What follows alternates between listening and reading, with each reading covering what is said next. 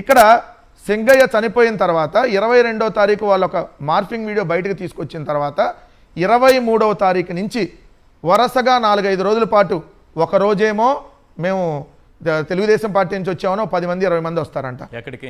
ఏదైతే సింగయ్య వాళ్ళ ఇంటికి, ఎవరిదే మరియమ్మ ఉన్నారే మరియమ్మ, ఆయన మేనల్లుడు వాళ్ళిద్దరు పిల్లలు ఉంటే వాళ్ళ ఇంటికి వచ్చి మేము తెలుగుదేశం పార్టీ నుంచి వచ్చామమ్మా, మీకు అండగా ఉంటాం, మేము చెప్పినట్టు మాట్లాడండి.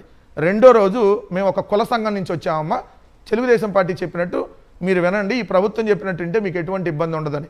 మూడో రోజు నారా లోకేష్ మనసులో అమ్మ మేము చెప్పినట్టు మీరు వినండి, వింటే మీకు ₹1 కోటి ఈ ప్రభుత్వం ద్వారా వచ్చేటటువంటి ఇది మేము చేస్తాం, మాది బాధ్యత. ₹1 కోటి ఆఫర్ చేశారండి. ₹1 కోటి జగన్మోహన్ రెడ్డి గారు కాన్వాయ్ గుద్దిందని మీరు చెప్పండి, చెప్పితే మీకు ₹1 కోటి మేము ఇప్పిస్తాము అని.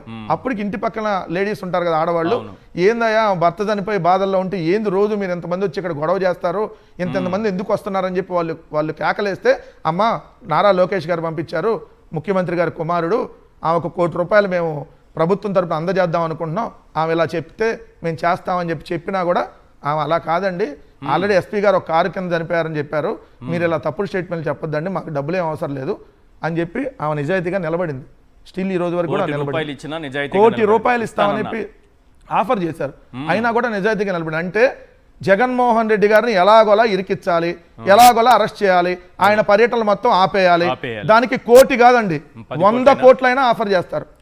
100 కోట్లైనా ఈ ప్రభుత్వం ఆఫర్ చేసింది. అంటే ఏ స్థాయికి వాళ్ళు వెళ్ళారనేది అక్కడ క్లియర్గా అర్థమవుతుంది.